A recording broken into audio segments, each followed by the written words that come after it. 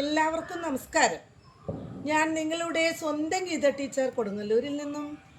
ഇന്ന് ജനുവരി 1, 2025, കൊല്ലവർഷം 1200, ധനു 17, ഹിജ്ര വർഷം 1446, റജബ് വഹദ് 1, ഉത്രാടം നക്ഷത്രം, ബുധനാഴ്ച.